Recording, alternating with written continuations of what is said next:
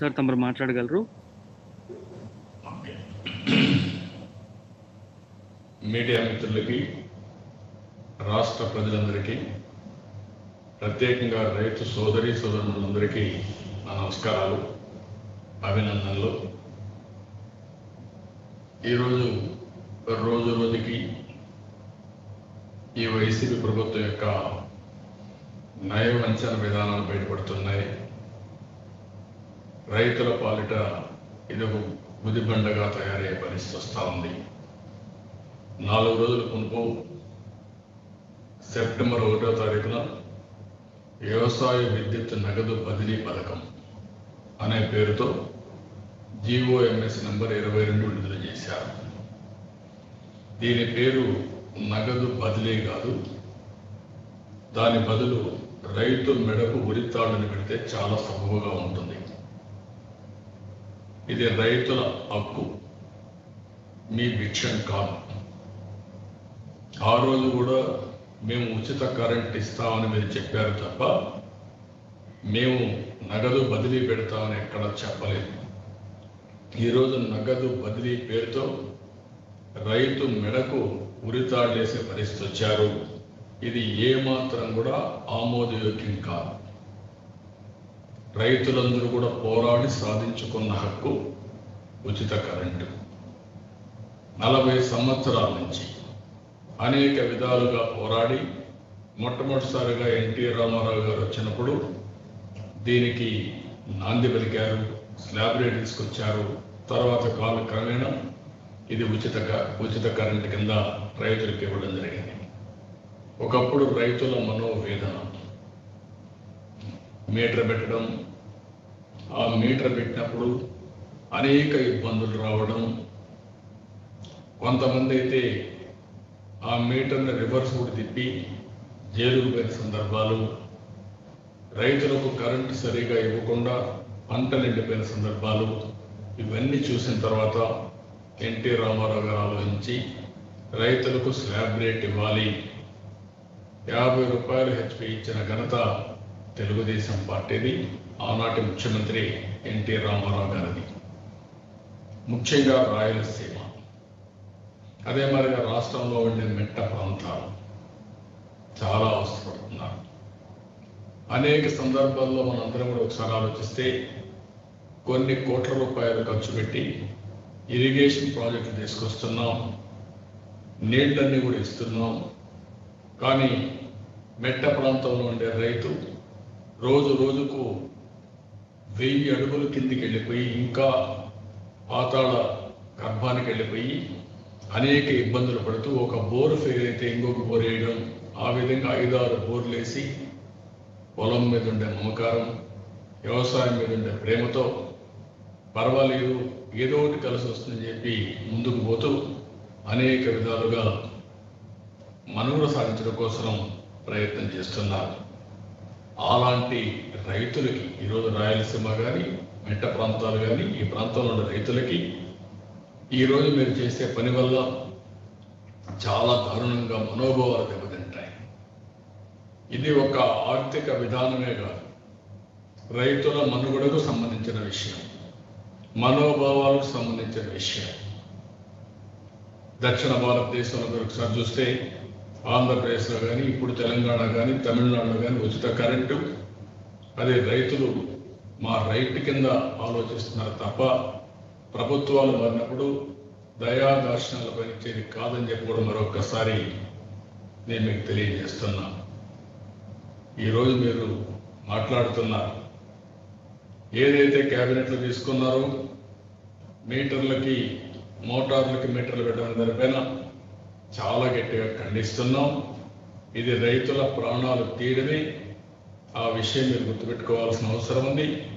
ఇమ్మీడియట్గా GO number 22 రద్దు చేసి ఉచిత కరెంటు యాజ్ ఇట్ ఈజ్ మీరు ఇవ్వాల్సిన బాధ్యత మీ పైన ఉంది.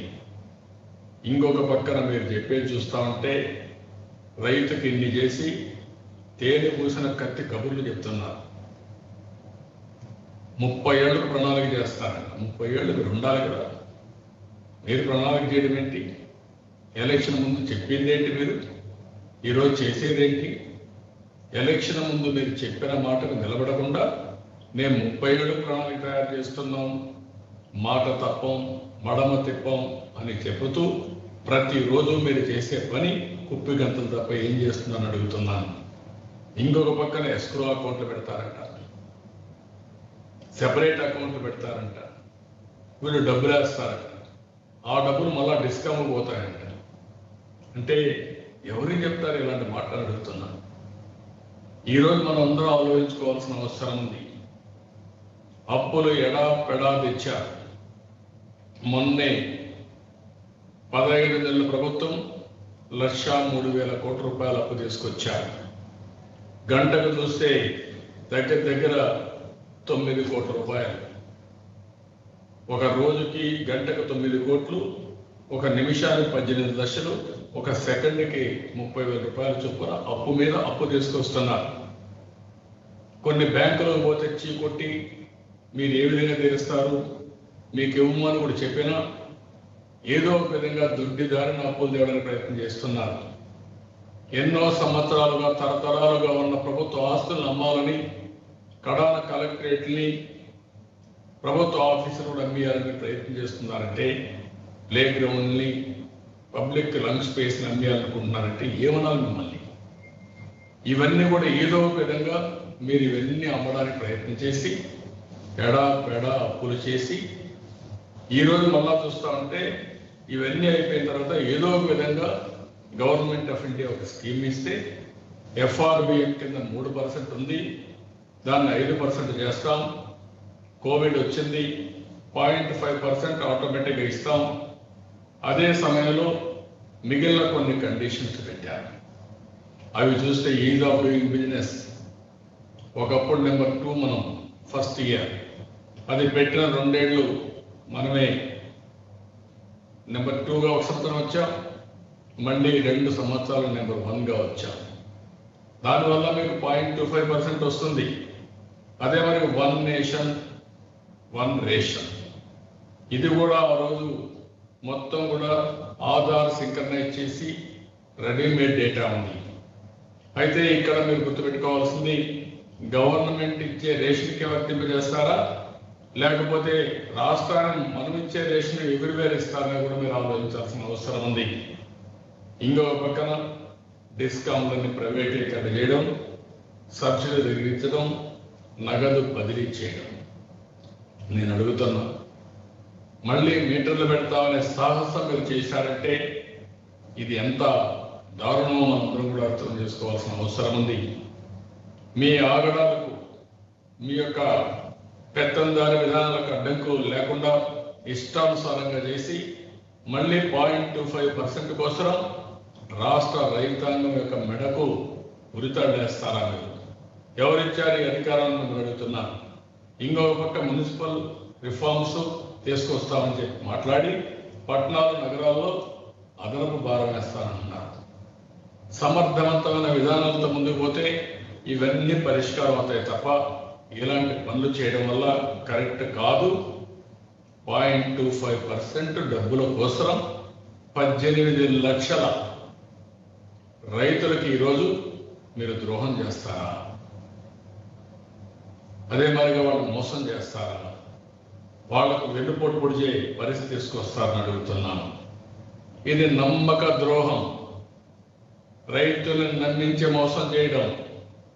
రైతులకి ఇది చాలా స్పష్టంగా జగన్మోహన్ రెడ్డి చీట్ చేస్తున్నాడు, మోసం చేస్తున్నాడు, పొట్టగొడుతున్నాడు. ఈ విషయం గుర్తుపెట్టుకోవాల్సిన అవసరం ఉంది.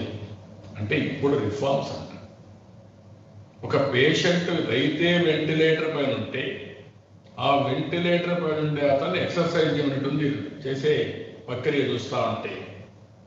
అందుకే మనందరం కూడా గుర్తుపెట్టుకోవాల్సిన అవసరం. దీనికి ఎన్ని విన్యాసాలు మనం చూసాం, రాజకీయ విన్యాసాలు. వీళ్ళ పంచాయతీ ఆఫీసర్కి వీళ్ళ కలర్లు వేశారు 1300 కోట్లు. కోర్టు చీవాట్లు పెట్టింది, సుప్రీంకోర్టు పోయారు, అక్కడ చీవాట్లు పెట్టారు. ఇప్పుడు మళ్ళా తీసేయడానికి 1300 కోట్లు. ఎవడబ్బా సొమ్మని అడుగుతున్నా. ఇది మీ జాగీరా? ఈ రాష్ట్రం అంటే మీకు బానిసలా? ఒక ప్రజాస్వామ్యంలో ఏం చేయాలి మీరు ఆలోచించకుండా ఇష్టానుసారంగా చేయడం, ఎక్కడని అడుగుతున్నా. ఆవో భూముల్లో 400 కోట్ల రూపాయల అవినీతి. రాష్ట్రం మొత్తం మనం చూస్తున్నాం, ఎక్కడ చూసినా ప్రజాధనాన్ని దుర్వినియోగం చేయడం, భూముల ల్యాండ్ ఎక్విజిషన్ లో పెద్ద ఎత్తున అవినీతి.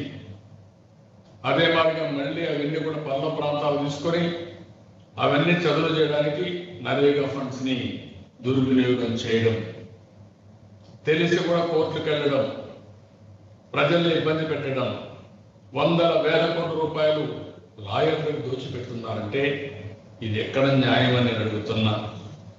ఈరోజు మీకు 15 నెలలు అయింది, ఎంత అప్పు చేశారు?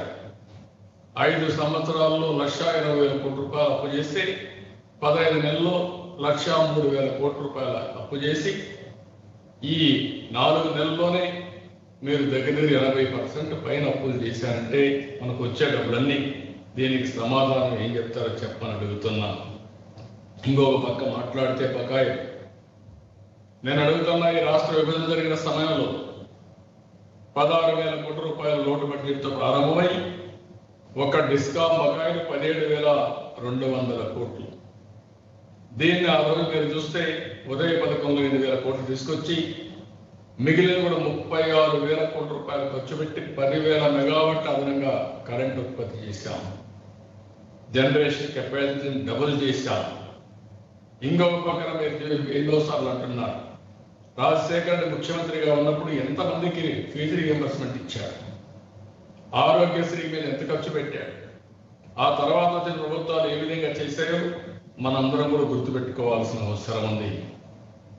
ఈరోజు తెలుగుదేశం పార్టీకి ఎలక్ట్రిసిటీ పైన, విద్యుత్ పైన పేటెంట్ రైట్స్ ఉన్నాయి. మొట్టమొదటిసారిగా ఎన్టీ రామారావు గారు రైతులకు ఉచిత కరెంట్ స్లాబ్ రేట్తో కరెంట్ ఇవ్వడం, 50 రూపాయలకి హెచ్పికి కరెంట్ ఇవ్వడం. ఆ తర్వాత నేను చాలాసార్లు నేను ముఖ్యమంత్రి అవుతానే నేను ఎప్పుడు చూసేవాడిని అసెంబ్లీలో 78 నుంచి. ప్రతి సంవత్సరం సమ్మర్ వస్తే, వేసవికాలం వస్తే పంటలు ఎండిపోయి దగ్గరుండి నల్గొండ నుంచి రాఘవరెడ్డి గారు సిపిఎం ఎమ్మెల్యేగా ఉండి కొన్ని వందల మంది రైతులు తీసుకొచ్చి విద్యుత్ సౌద పైన ధర్నాలు చేస్తా ఉంటే మేము పోయి అడ్రస్ చేసిన రోజులు. ఎండాకాలం వస్తే రైతులంతా భయపడిపోయి పంట వేస్తే ఎండిపోవడం, అది పంట కోతకొచ్చే సమయంలో మంచి ఇంకొక వారం 2-3 తళ్ళు నీళ్ళు ఇస్తే పంట వచ్చే సమయంలో ఎండిపోయి పశువులు గడ్డేసుకున్న సందర్భాలు.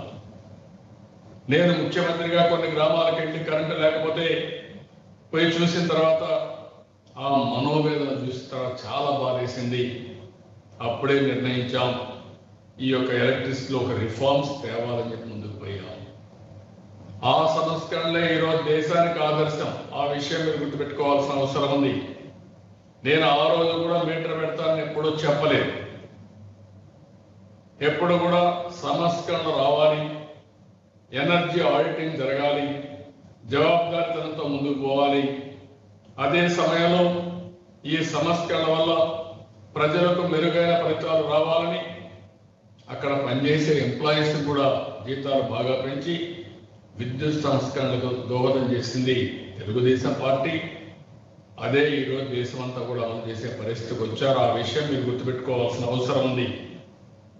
2004లో మిగులు కరెంటు సాధించాం. దేశం మొత్తం 7% కొరతుంటే ఆంధ్రప్రదేశ్ కొరత లేని రాష్ట్రంగా తయారు చేశాం. 7.8% బడ్జెట్లో నిధులు కేటాయించాం. ఆ తర్వాత వచ్చిన ప్రభుత్వాలు రాజశేఖర రెడ్డి 3.9% తగ్గించేసి కరెంటు ఛార్జీలు అవసరం లేదని ఉచిత కరెంట్ అనే పేరుతో పెద్ద ఎత్తున ఇచ్చేసి దొడ్డిదారిన 10 సంవత్సరాలు ఫ్యూయల్ సర్ఛార్జ్ పెంచి 30,000 కోట్ల రూపాయలు వసూలు చేశారు. ఆ తర్వాత మీరు చూస్తే మళ్ళీ 2012కు 13కి విద్యుత్ కొరత 18% పెరిగిపోయింది. ఇంకొక పక్కన మీరు చూసినప్పుడు రేటింగ్ కూడా 2014 తర్వాత రేటింగ్ కూడా బాగా పడిపోవడం, B- పడిపోవడం. ఎవరైనా దేశంలో అప్పులు ఇవ్వాలన్నా ఈ సంస్థ బాగాలేదని చెప్పి డబ్బులు ఇచ్చే పరిస్థితి లేకుండా పోయారు. 2014 బైఫర్కేషన్, అన్ని పంపకాలు ఇష్టానుసారంగా చేసి విద్యుత్ పంపకంలో మీరు ఒకసారి చూస్తే ఆ రోజు కన్జంప్షన్ బేసిస్లో చేస్తా ఉన్నామని, వినియోగం తెలంగాణలో ఎక్కువ ఉంది కాబట్టి వాళ్ళకి 54% ఇచ్చి మనకు 46% ఇచ్చిన సందర్భం, 46.11% ఇచ్చారు. ఆ రోజు 8,700 మిలియన్ యూనిట్లు తక్కువ మనకు కరెంట్ ఉంది. 22.5 మిలియన్ యూనిట్లు కరెంట్ తక్కువ ఉండి అక్కడి నుంచి మనం స్టార్ట్ చేసి ఉదయ స్కీమ్ తీసుకున్నాం. కేంద్ర ప్రభుత్వంతో మళ్ళీ సహకారం అందించుకుని ఎక్కడికక్కడ మనం ముందుకు పోయి 2 నెలల్లోనే పవర్ సర్ప్లస్ తీసుకొచ్చాం. నిరంతరం కరెంట్ ఇచ్చాం. 1 ఎకరా ఎండిపోకుండా కరెంట్ ఇచ్చాం. ప్రజలకు ఎక్కడా ఇబ్బంది కలగకుండా నాణ్యమైన కరెంట్ ఇచ్చాం. అదే మాదిరిగా అన్ని విద్యుత్ అందరికీ అనే విధంగా ఒక కార్యక్రమాన్ని తీసుకున్నాం. అన్ని ఇళ్లకు 100% కరెంట్ ఇచ్చిన రాష్ట్రాల్లో 2వ రాష్ట్రం ఆంధ్రప్రదేశ్ రాష్ట్రం. ఇంకొక పక్కన విశాఖపట్నంలో తుఫాన్ వస్తే, ఉదూర్ సైక్లోన్ వస్తే అండర్ గ్రౌండ్ కేబుల్ వేయాలని చెప్పి కూడా మనం ముందుకు పోయాం. ఇంకొక పక్కన 14 నుంచి ఇంకొక రిఫార్మ్కు శ్రీకారం చుట్టాం.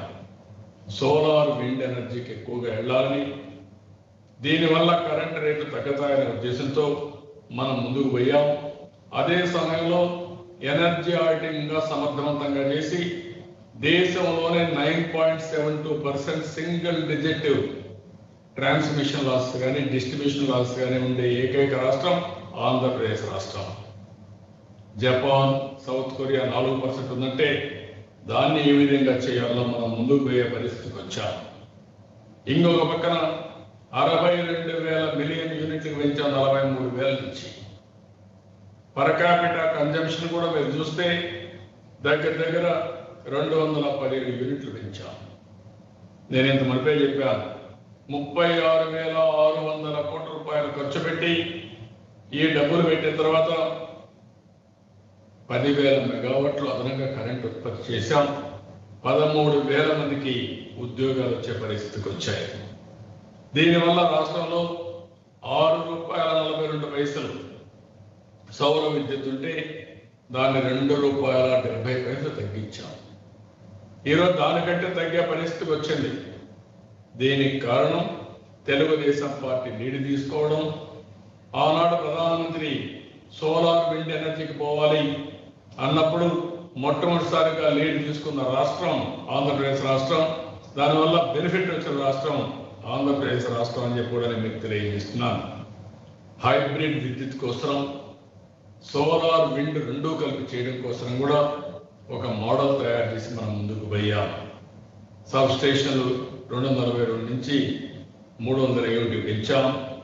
డిస్కామ్ రేటింగ్ ఏకి తీసుకొచ్చాం. ఇంకొక పక్కన మనం చూస్తే 2,20,00,000 ఎల్ఈడి బల్బులు ఇంటింటికి ఇచ్చాం.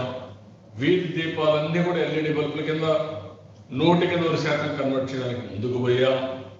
ఇంకొక పక్క ఏపీ ట్రాన్స్కో ఎఫిషియన్సీ 99.9% పెంచాం. విద్యుత్ శాఖలో 137 అవార్డులు వచ్చాయి. ట్రాన్స్కోకు 10, జెన్కోకి 22, డిస్కామ్కి 46, నెట్ క్యాప్కి 42 అవార్డులు వచ్చాయి. అప్పుడు కూడా పేదల ఇళ్లకు కూడా ఉచితంగా కరెంట్ ఇచ్చాం. అక్వా రంగానికి కన్సెషన్ ఇచ్చాం. పౌల్ట్రీకి ఇచ్చాం.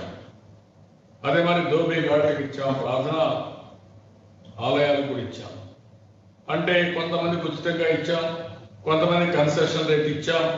ఎస్సీ ఎస్టీలకు 18 లక్షల మందికి 100 యూనిట్లు ఉచితంగా కరెంట్ ఇచ్చిన ఏకైక పార్టీ ఆ రోజుల్లో తెలుగుదేశం పార్టీ అని కూడా నేను తెలియజేస్తున్నా. అక్వా రంగంలో ₹2 ఇచ్చాం. ఈ విధంగా మనం ఇచ్చి ఇంకొక పక్క ఒక స్కీమ్ వర్కౌట్ చేశాం.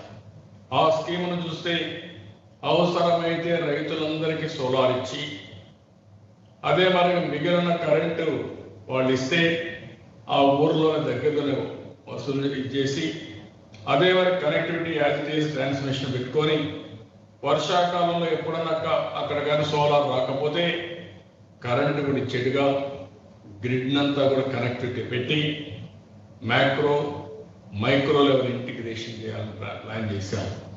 దీనివల్ల 4-5% ట్రాన్స్మిషన్ లాసెస్ లోకల్ డిస్ట్రిబ్యూషన్ వస్తుంది కాబట్టి అది కూడా వచ్చే పరిస్థితి వస్తుంది. అదే మాదిరిగా రైతులకు రిమోట్ కంట్రోల్ కూడా ఇచ్చాం. ఫోన్లో నుంచి వాళ్ళు మిషన్ ఆన్ చేసుకోవాలన్నా ఆఫ్ చేసుకోవాలన్నా చేసుకునే ఫెసిలిటీ కూడా ఇచ్చాం. దీనివల్ల రైతులు రాత్రుల్లో నేను చూశాను, నా పాదయాత్రలో చూశాను. రాత్రి 12 గంటలకు 1 గంటకు వెళ్తే రైతులు జనవరి నెలలో భోగి మంట వేసుకొని కాపలా కాస్తూ వెయిట్ చేస్తామని అడిగాను. దేనికోసం వెయిట్ చేస్తున్నారంటే కరెంట్ ఎప్పుడు వస్తుందో ఎప్పుడు పోతుందో తెలియదు, అందుకని వెయిట్ చేస్తున్నాం. అదే వారిగా ఒక కుర్రవాడైతే బియ్య కుర్రవాడు ఇప్పుడు కూడా నా కళ్ళ మీద కనిపిస్తుంది. ఈరోజు మా నాన్నకి కనీసం రిలీఫ్ ఇవ్వాలని నేను ఇక్కడికి వచ్చాను. మా నాన్న ప్రతిరోజు వచ్చి పొలం దగ్గర కాపురం చేసేవాడు కాబట్టి ఆయనకు కొంత సహకరించాలని వస్తే నేను భయపడుతున్నా. పొలం దగ్గరికి వచ్చినాక పాములు కరిచి చాలా మంది చనిపోతుందని పేపర్లో వస్తున్నాయి, ఏమవుతుందని భయపడుతున్నానని చెప్పే పరిస్థితికి వచ్చాను. ఆ గాథలు విన్నాను. 2014 తర్వాత అలాంటి సంఘటనలు ఎక్కడా లేవు.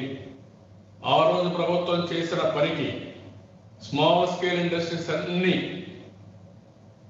మొత్తం నిర్వీర్యమైపోయినాయి, సిక్కైపోయినాయి, తిరిగి కోలుకోలేని దెబ్బ తగిలింది. ఇంకొక పక్కన ఏవైతే ఆ రోజు మీరు చూస్తే రైతులందరూ కూడా కరెంట్ రాకుండా ఎంతో అవస్థపడే పరిస్థితికి వచ్చి చాలా ఇదయ్యారు. 5 సంవత్సరాలు నేను ఒకటే హామీ ఇచ్చాను, ₹1 పెంచకుండా కరెంట్ ఛార్జ్ ఇస్తామని చెప్పి మాట మీద నిలబడిన ప్రభుత్వం తెలుగుదేశం ప్రభుత్వం. ఇంకొక మాట చెప్పాను, cost of procurement of power ఇంకా తగ్గిస్తాం, ఇప్పుడే దానికంటే తగ్గుతుంది. ₹2.70 కంటే ఇంకా తగ్గించి అవసరమైతే నేను ఆ రోజు ప్రపంచంతో కూడా చెప్పేది ₹2 వచ్చే అవకాశం అటు ఇటు వస్తుందని చెప్పి కూడా నేను చెప్పాను. ఇంకా మ్యాసివ్గా వెళ్తే దానివల్ల అవసరమైతే కరెంటు ఛార్జీలు తగ్గిస్తాం తప్ప కరెంటు ఛార్జీలు పెంచమని చెప్పి నేను చాలా స్పష్టంగా చెప్పాను. మీరు వస్తాను ఏం చేశారు? 15 నెలలు దొంగ దెబ్బతీశారు. 2 సార్లు కరెంటు ఛార్జీలు పెంచారు. 5 సంవత్సరాలు కరెంటు ఛార్జీలు పెంచకుండా రాష్ట్రంలో ముందుకు పోతే ఆ రోజు 22.5 మిలియన్ యూనిట్లు కరెంటు కొరతుంటే దాన్ని మిగులు కరెంటుగా తీసుకొచ్చి రాష్ట్రాన్ని నడిపిస్తే మీరు చేసిన పని ఏంటి? మీరు వస్తాను 2 సార్లు కరెంటు ఛార్జీలు పెంచారు. ఈ సందర్భంగా జగన్మోహన్ రెడ్డి గారి గుర్తు చేస్తున్నాను.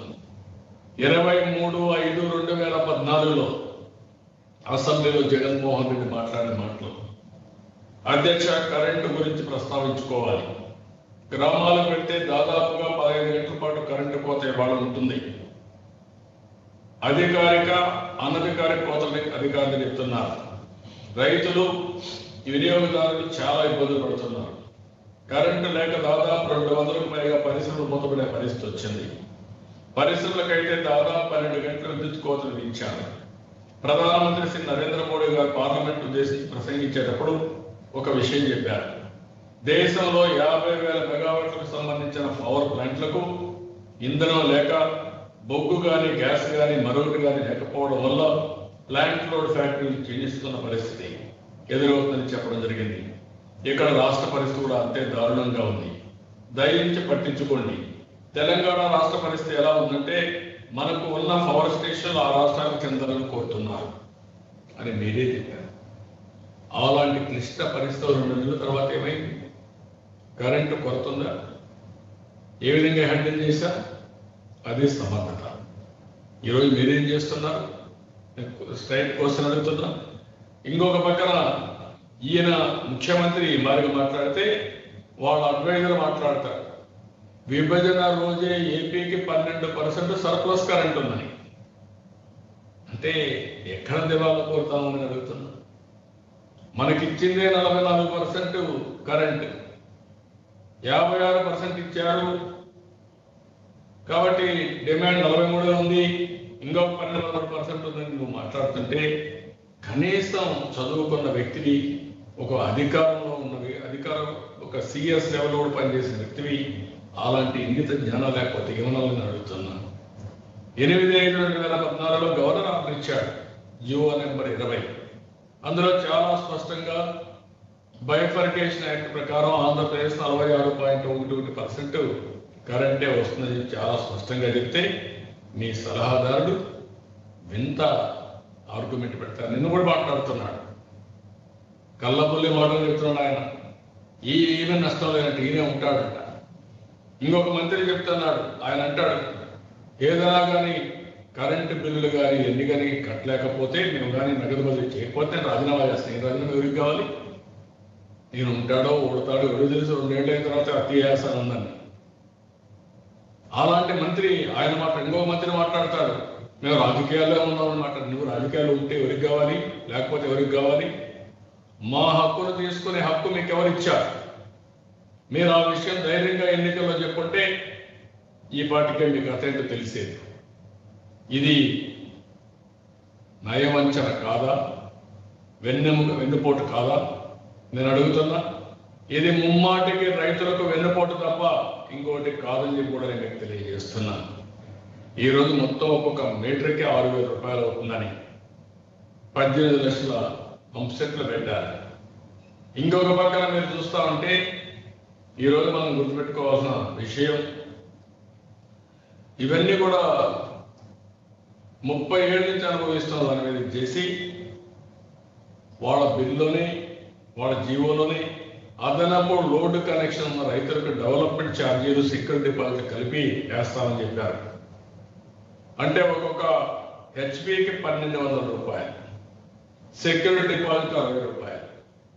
5 హెచ్పి కానీ 7.5 హెచ్పి ఉంటే, లేకుంటే వాళ్ళకు ఉండేదానికంటే ఎక్కువ ఉంటే ఆటోమేటిక్గా వేసే పరిస్థితి వస్తాయి. అది ఎవరు కట్టాలి? రైతు కట్టుకోవాలి. ఎవరి దయాదార్శనాలు? మీ దయాదార్శనాలు. ఆ రోజు నేనేం చెప్పాను? రైతుల యొక్క పంప్ సెట్స్ అన్ని రెగ్యులరైజ్ చేస్తాం, క్రమబద్ధీకరణ చేస్తామని చెప్పాం. దాని ప్రకారం ముందుకు పోతున్నాం. ఈరోజు బోర్లు వేస్తున్నాం. రాయలసీమలో, ప్రకాశంలో, నెల్లూరు జిల్లాలో, పల్నాడులో కానీ, చిత్తూరులో కానీ మొత్తం మీరు ఒకసారి చూస్తే పెద్ద ఎత్తున, ఈవెన్ వెస్ట్ గోదావరి జిల్లా మెట్ట ప్రాంతాల్లో పెద్ద ఎత్తున బోర్లు వేస్తున్నారు. ఒక్కొక్క బోరు 3-4 వేస్తున్నాడు. ఈరోజు అడుగుతున్న దీనివల్ల ఎక్కడ మీరు కనెక్షన్ ఇచ్చిన తర్వాత ఏం చేస్తారు అడుగుతున్నాం. ఆ రైతుల పరిస్థితి అడుగుతున్నాం. ఇంకొక పక్క ఒక రైతు ఉన్నాడు, కౌలుకి ఇచ్చాడు. ఒక పంప్ సెట్ ఆయన పేరుతో ఉంది. ఇప్పుడు రైతు కౌలు చేసుకుంటున్నాడు. ఎవరికి ఇస్తారు? నగదు బదిలీని అడుగుతున్నాడు. అంటే ఇలాంటి సమస్యలన్నీ చాలా సమస్యలు ఉన్నాయి. ఇంకొక పక్కన మీరు ఒకసారి చూస్తే ఇవన్నీ చూసిన తర్వాత మీ మీద ఏ విధంగా నమ్మకం వస్తుందో మీరే ఆలోచించాలి. తమిళనాడులో 21,40,000 ఉన్నాయి. అక్కడ ఈరోజు మేము అమలు చేయము, నగదు బదిలీ అని చెప్పి చాలా స్పష్టంగా చెప్పే పరిస్థితికి వచ్చారు. 8,400 కోట్ల రూపాయలు సబ్సిడీ రాష్ట్ర ప్రభుత్వం భరిస్తూ ఉంది. తెలంగాణలో చాలా స్పష్టంగా చెప్పారు. తెలంగాణలో అన్ని జిల్లాలు పంప్ సెట్స్ ఉన్నాయి. చిత్తూరు, కరీంనగర్ టాప్లో ఉండేటివి, వరంగల్ ఇలాంటి జిల్లాలన్నీ. ఇప్పుడు అక్కడ కూడా వాడు కూడా చాలా స్పష్టంగా చెప్పే పరిస్థితికి వచ్చింది. ఈరోజు ఇంకొక పక్కన మీరు చూస్తే ఇవన్నీ కూడా చేసిన తర్వాత మొన్న నిర్మలా సీతారామన్ గారు ఒక మాట అన్నారు, మేము 2 రూపాయల 70 పైసలు కరెంట్ ఇస్తా ఉంటే మీరు 9 రూపాయలకు అమ్ముతున్నారని చెప్పి వారు కూడా మాట్లాడడం జరిగింది. ఇప్పుడే రైతుల ఆత్మహత్యలు చూస్తే 2వ స్థానానికి వచ్చాం. విభజన జరిగిన తర్వాత ఒక నమ్మకాన్ని ఇచ్చాం, రైతులందరికీ ఒక భరోసా ఇచ్చాం.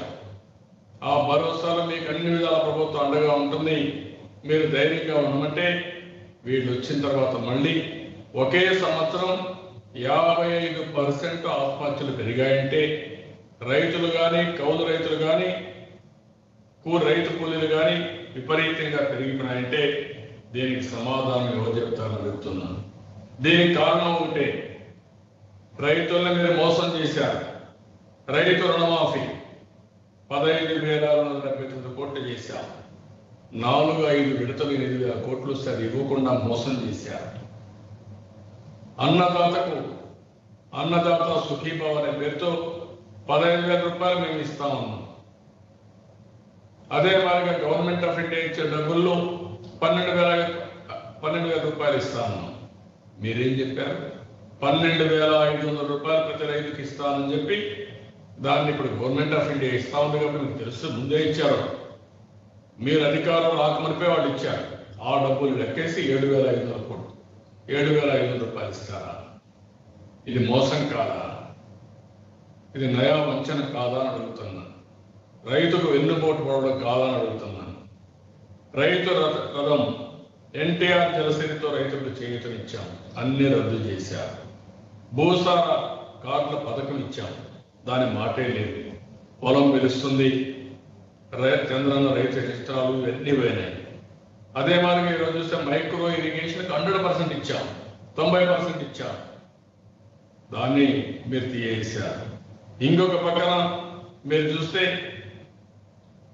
ప్రకృతి వ్యవసాయం కోసం ముందుకు పోయాం. ప్రపంచం మన వైపు చూసే పరిస్థితిలో నేచురల్ ఫార్మింగ్ కింద, ప్రకృతి సేద్యం కింద, వ్యవసాయం కింద మనం ముందుకు పోయాం. దాని మీద ఫోకస్ లేకుండా పోయింది. ఇంకొక పక్కన మీరు చూస్తే ఇప్పుడు మీటర్లు పెట్టే పరిస్థితులు వచ్చారు. 0 వడ్డీ అని మేము 930 కోట్లు ఇస్తే మీరు బడ్జెట్లో 100 కోట్లే పెట్టారు. పోలవరంతో సహా 62 ప్రాజెక్టుల కోసం 65,000 కోట్లు ఖర్చు పెట్టారు. మీరు వచ్చే 15 నెలలు ఎంత పెట్టారో చెప్పండి, ఎందుకు పెట్టారో చెప్పండి. ఈరోజు తెలుగుదేశం ప్రభుత్వం రాయలసీమలో ఉండే అన్ని ప్రాజెక్టుల పైన శ్రద్ధ పెట్టి కాలువలు కూడా వెడల్పు చేసి అందరినీవా ఇవన్నీ చివరి భూములు కూడా నిండివ్వడం కోసం ప్రయత్నాలు చేశాం. అవుకు టనల్ పూర్తి చేశాం. ఈరోజు మేము చేసిన ప్రాజెక్టుల ద్వారా వచ్చిన నీళ్లు తప్ప 2 సంవత్సరాలు సర్ప్లస్ వర్షాలు పడ్డాయి, మంచి వర్షాలు పడ్డాయి. నేను అదే ఆలోచించాను, 5 ఏళ్ళకు ఒకసారి వర్షాలు బాగా పడితే మన ప్రాజెక్టులన్నీ ఫుల్గా మనం పెట్టుకోగలిగితే దానివల్ల కరువుని నివారించవచ్చు, భూగర్భ జలాలు పెంచుకోవచ్చు అని చెప్పి ఆలోచించి 10 లక్షల పంట కుంటలు కూడా తవ్వాము. నదుల అనుసంధానానికి శ్రీకారం చుట్టాం. దేశంలోనే మొట్టమొదటిసారిగా గోదావరి కృష్ణ కలిపి కృష్ణా డెల్టాకు వాడే నీళ్లు శ్రీశైలం ద్వారా రాయలసీమకి ఇచ్చాం. మీరు కావాలని చెప్పి ఇవన్నీ చేసి ఈరోజు మొత్తం దెబ్బతీసే పరిస్థితికి వచ్చారు. ఎక్కడ నిర్మాణం జరిగే పరిస్థితి లేకుండా పోయింది. రైతు ధాన్యం కొనుగోలు చేస్తే 1000 కోట్ల రూపాయల బకాయిలు పెట్టారు. నీరు చెట్టు డబ్బులు అప్పు పెట్టారు. ఉద్యాన పంట రైతులు పంట అమ్ముకోలేకపోయారు. ఇంకొక పక్కన మీరు చూస్తా ఉంటే 5 లక్షల రిమోట్ ఆపరేటెడ్ విద్యుత్ కనెక్షన్స్ ఆ రోజు ఇస్తే దాన్ని కూడా మాట్లాడు. 50% సబ్సిడీతో, వెహికల్ సెక్షన్ 75% సబ్సిడీతో ఏదైతే వ్యవసాయ యంత్రాంగానికి డబ్బులు ఇస్తే అవి కూడా తీసే పరిస్థితికి వచ్చారు. ఇంకా కూడా మనం ఒకసారి చూస్తే ఆ రోజు ప్రత్యేకంగా వ్యవసాయానికి వ్యవసాయ బడ్జెట్ తీసుకొచ్చిన రాష్ట్రం ఆంధ్రప్రదేశ్ రాష్ట్రం. ఇలాంటి వినూత్నమైన కార్యక్రమం ఆ రోజు ఆలోచించింది. రాయలసీమలో హార్టికల్చర్కు ప్రాధాన్యత ఇవ్వాలి, హార్టికల్చర్ ద్వారా పరిశ్రమలు కూడా వస్తాయి. ఆంధ్రాలో వాటర్ బాగుంది, ఇక్కడంతా అక్వాకల్చర్కి ప్రాధాన్యత ఇవ్వాలి. అదే మాదిరిగా డైరీకి, పౌల్ట్రీకి దీనికి కూడా ప్రాధాన్యత ఇవ్వాలని చెప్పి మనం ముందుకు పోయి వ్యవసాయ అనుబంధ రంగాలతో ముందుకు పోయి 11% 5 సంవత్సరాల వ్యవసాయ రంగంలో జిఎస్టిపి సాధించిన ఏకైక రాష్ట్రం చరిత్రలో తెలుగుదేశం ప్రభుత్వం. అలాంటి వినూత్నమైన కార్యక్రమాలతో ముందుకు పోతే మీరు ఈరోజు చేసిన పని చాలా దుర్మార్గం, బాధాకరం. ఇది ఎట్టి పరిస్థితుల్లో ఆమోదయోగ్యం కాదని చెప్పి కూడా నేను మీకు తెలియజేస్తున్నాను. మీరు ఈరోజు జీతాలు ఇవ్వలేకపోతున్నారు, పెన్షన్లు ఇవ్వలేకపోతున్నారు. అలాంటి పరిస్థితిలో రైతులకు నగదు బదిలీ చేస్తాం, మీరు ఏం బాధ లేదు, మీరు ఇంట్లో పడుకోండి అని మీరు మాట్లాడుతున్నారంటే ఎవరిని మోసం చేయడానికి అడుగుతున్నా. ఇంకొక పక్కన మీరు చూస్తా ఉంటే మీ డబ్బులు కూడా లేకుండా ఇటీవల కాలంలో జీతాలు ఇవ్వడానికి ఆర్బీఐ దగ్గరికి వెళ్ళి ఆక్షన్లో డబ్బులు తెచ్చుకున్న మీరు ఏ విధంగా చేస్తారని అడుగుతున్నా. ఇంకొక విధంగా మీరు చూస్తా ఉంటే క్వారంటైన్ సెంటర్ నుంచి ఇంటికి వెళ్ళండి 2,000 రూపాయలు ఇస్తాను, వాళ్ళకి 2,000 రూపాయలు లేకపోయా. అది కాకుండా పోయిన ఈ సంవత్సరం గోదావరిలో మొత్తం వరదలు వస్తే వాళ్ళకి 5,000 రూపాయలు ఇస్తాను, 5,000 రూపాయలు కూడా లేకపోయా. ఇది కాకుండా ఇంకొక పక్కన ఎక్కడ కూడా మోసాలు చేయడం తప్ప ఇంకోటి కాదు. ఈరోజు రైతులు ఉన్నారు, అమరావతి రైతులు చట్టపరంగా వాళ్ళందరూ కూడా మనకు ఆ భూమి ఇచ్చారు, రాష్ట్రాని కోసం త్యాగం చేశారు. 265 రోజులైంది రోడ్డు మీద ఉన్నారు. వాళ్ళు చూసిన తర్వాత మిగిలిన రైతులు అడుగుతున్నారు, అమరావతి రైతులకి ఇంత అన్యాయం చేసిన మీరు మాకు అన్యాయం చేయని నమ్మకం ఏంటి, మేము ఎందుకు ఇస్తామని అడిగే పరిస్థితికి వచ్చారు. భూమి ఇవ్వాలంటే ల్యాండ్ ఎక్విజిషన్ లో మేము ఇవ్వమనే పరిస్థితికి వచ్చారు. ఇవన్నీ కూడా చాలా దారుణం. ఈ విషయం మనం గుర్తుపెట్టుకోవాల్సిన అవసరం ఉంది. అందుకే నేను అందరి రైతులకు ఒకటే చెప్తున్నా, ఆ రోజు కర్నూలు జిల్లా కేంద్రంగా ప్రపంచానికే విత్తన ఉత్పత్తి కేంద్రంగా తయారు చేయాలని ఇన్నోవా యూనివర్సిటీతో ఒప్పందం చేసి ఏమైందని అడుగుతున్నాను. అలాంటి మంచి కార్యక్రమాలు చేయడానికి వాళ్ళకి సమయం లేదు, కానీ ప్రతి ఒక్క నిమిషం కూడా ఇక్కడ కూర్చొని ప్రతి ఒక్కరిని ఏ విధంగా ఇబ్బంది పెట్టాలో ఆలోచిస్తున్నాను. వీళ్ళ దాడులు తెలుగుదేశం పార్టీ పైన ప్రారంభమైనాయి. ఆ తర్వాత ఈరోజు చూస్తే ప్రజల పైన దాడులు ప్రారంభమైన అమరావతి కానీ, రాష్ట్రంలో ఎవరైనా మాట్లాడితే ఆ సుధాకర్ రావు కానీ ఎన్ని ప్రారంభమైనాయి. ఇప్పుడు వాళ్ళ నాయకుల పైన కూడా దాడులు చేసే పరిస్థితికి వచ్చారు. వాళ్ళు కొట్టుకొని ట్రాఫిక్ జాములు చేయడం, కొట్టుకోవడం ఇవన్నీ కూడా చూస్తుంటే చాలా బాధేస్తుంది. రాష్ట్రం ఏమవుతుందని ఆందోళన కలుగుతుందని చెప్పి కూడా నేను మీకు తెలియజేస్తున్నాను.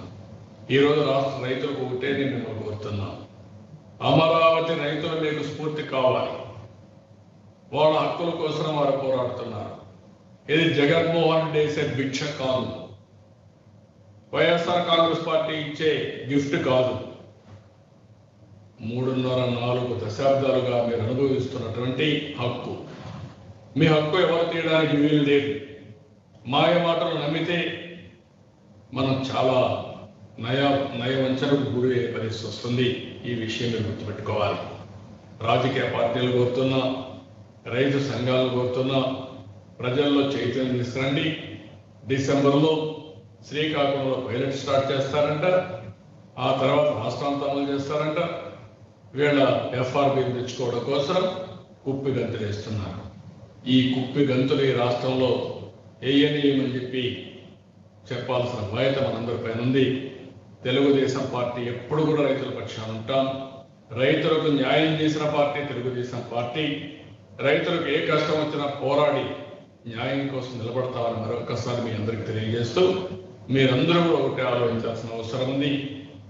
ఎలాంటి దారుణమైనటువంటి మోసాలు చేసే పార్టీకి బుద్ధి చెప్పే సమయం ఆసన్నమైంది. అందరూ కూడా సంఘటితంగా ప్రతిఘటించాల్సిందిగా మరొక్కసారి కోరుకుంటూ, చేస్తారని చెప్పి ఆశిస్తూ నాకు ఆశ్చర్యం వేస్తుంది. ఇలాంటివి కూడా అడ్వర్టైజ్మెంట్స్ ఫుల్ పేజెస్, ఎందుకంటే మన సాక్షికి అడ్వర్టైజ్మెంట్ కావాలి. అంటే ఏ విధంగా ప్రవర్తిస్తున్నారో మీరు చూసుకోవాల్సిన అవసరం ఉంది. కష్టం మనకు, మనల్ని ఊరేస్తామని అడ్వర్టైజ్మెంట్ ఇస్తారండి. ఇది చాలా దారుణం, నీచం అని చెప్పి తెలియజేసుకుంటూ, మీరందరూ కూడా అర్థం చేసుకోవాల్సిన అవసరం ఉంది. ఒకసారి మోసపోతే శాశ్వతంగా నష్టపోతాం. అది గుర్తుపెట్టుకోవాల్సిన కోరుకుంటూ అందరికీ నమస్కారాలు. జై హింద్. రామారావు గారు తమరు ప్రశ్నని అడగగలరు.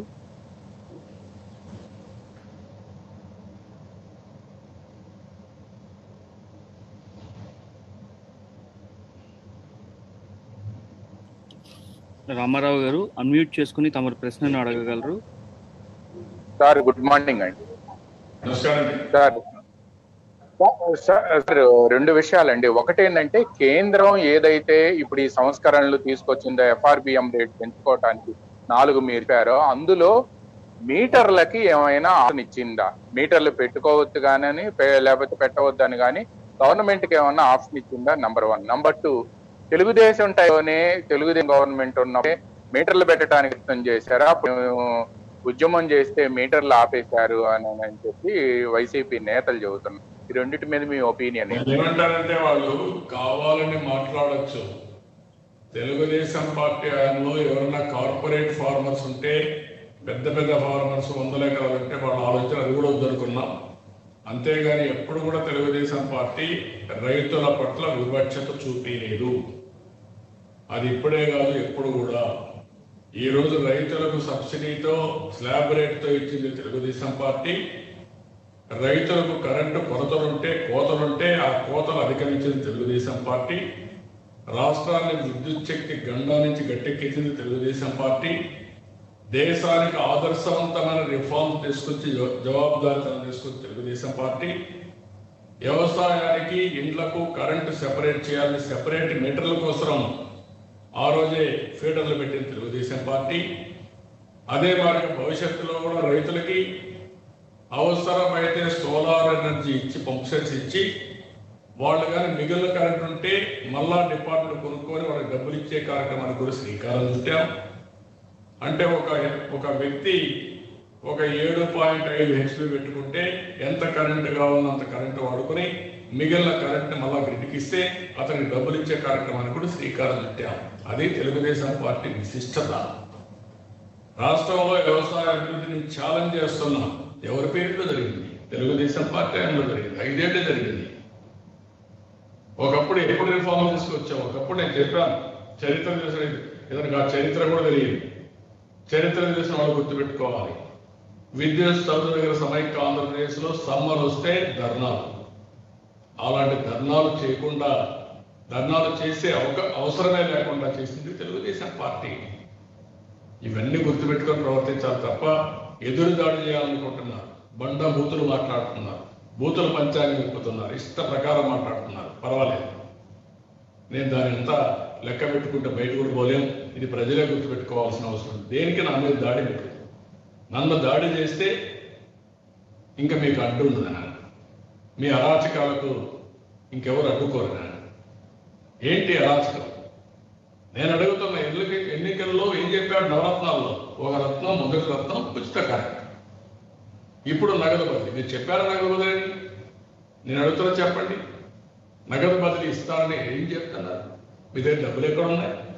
జీతాలు ఇవ్వలేని వాళ్ళు మీరు ఏమి ఇస్తారు? రేపు ప్రభుత్వ ఆస్తులు అమ్మాలి, మాకు సంక్షేమ కార్యక్రమాలు ఇచ్చుకోవాలని మాట్లాడే మీరు కోర్టులో ముట్టికాయ లేకుండా ఏమేస్తారు? ఎట్లా అమ్ముతారు మీరు? రేపు నేను ఒకటి చెప్తాను, గుర్తుపెట్టుకోవాలి. ప్రజలందరూ గుర్తుపెట్టుకోవాలి. భవిష్యత్తులో మీరు అందరూ ఆలోచించుకోవాల్సి ఉంటుంది. అందరినీ తాకట్టు పెడతారు, మన ఆస్తులు తాకట్టు పెడతారు, మనల్ని తాకట్టు పెడతారు. మన పిల్లలు కూడా ఆ రుణం తీర్చుకోలేకుండా, అప్పులు తీర్చుకోకుండా అప్పుల ఉదిలో నెట్టేసి వెళ్ళిపోయే పరిస్థితికి వస్తున్నారు. ఎప్పుడు కూడా గుడ్ గవర్నెన్స్ ఒక పద్ధతి ఉంటుంది. అందుకే గవర్నమెంట్ ఆఫ్ ఇండియా కొన్ని నామ్స్ పెట్టారు. ఆ విషయం మీరు గుర్తుపెట్టుకోవాల్సిన అవసరం ఉంది. రాజేష్ గారు తమరు ప్రశ్నను అడగగలరు.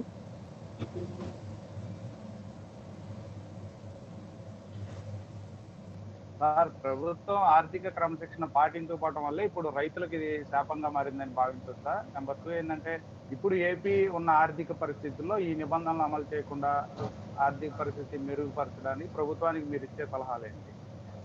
నేను చాలా స్పష్టంగా చెప్తున్నాను. ఆ రోజు చెప్పా, ఈరోజు చెప్తున్నా.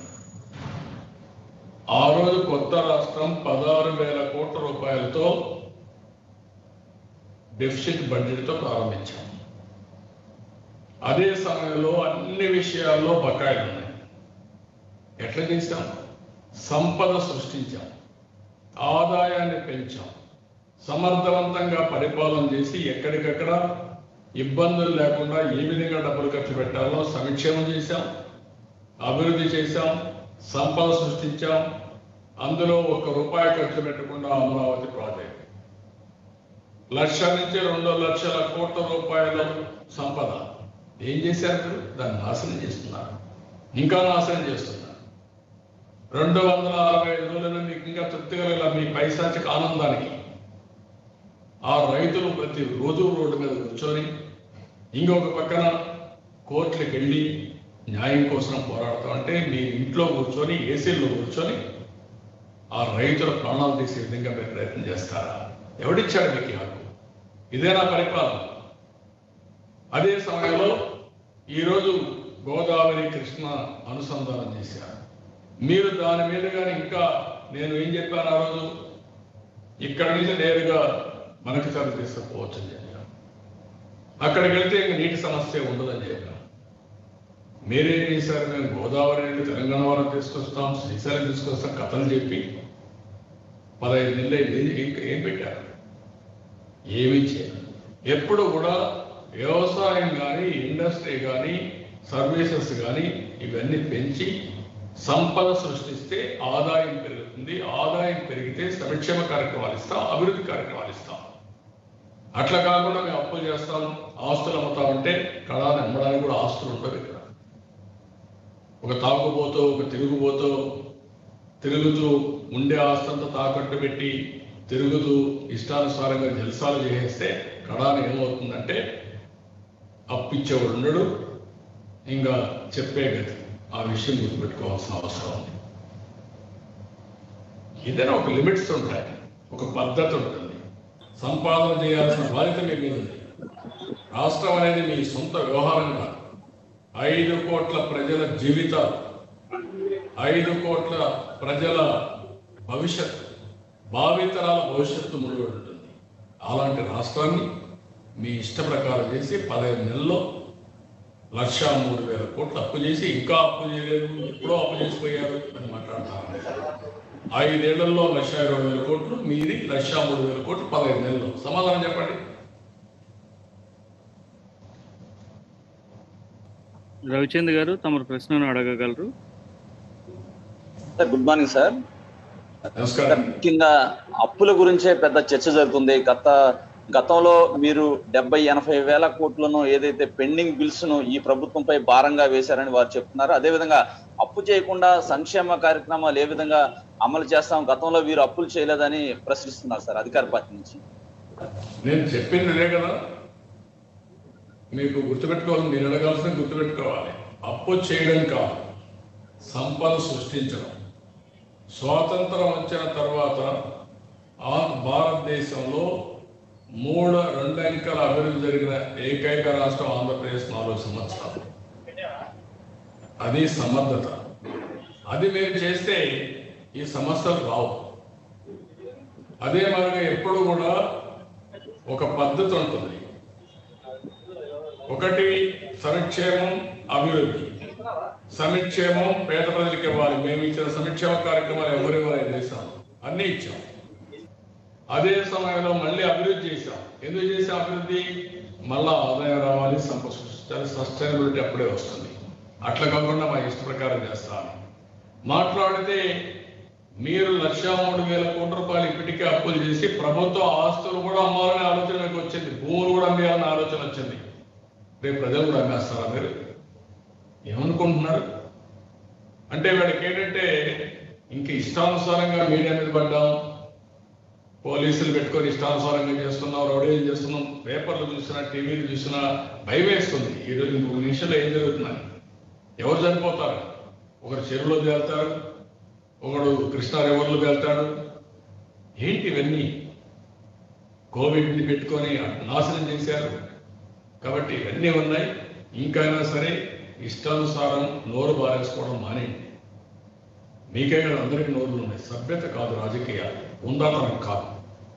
ఆ విషయాలు మీరు గుర్తుపెట్టుకొని ప్రజల యొక్క మనోభావాలతో గుర్తించుకొని ప్రవర్తిస్తే, పరిపాలన చేస్తే కొంతైనా మీకు మర్యాదగా ఉంటుంది. సార్ కంక్లూడ్ చేయగలరు. నేను రాష్ట్ర ప్రజలందరికీ మళ్ళా ఒకసారి విజ్ఞప్తి చేస్తున్నా, మీరందరూ కూడా ఆలోచించండి. ఈ ప్రభుత్వ పరిపాలన 15 నెలల్లో ఏమైందో ఒక్కసారి ప్రతి ఒక్కరూ ఆలోచించుకోవాల్సిన అవసరం ఉంది.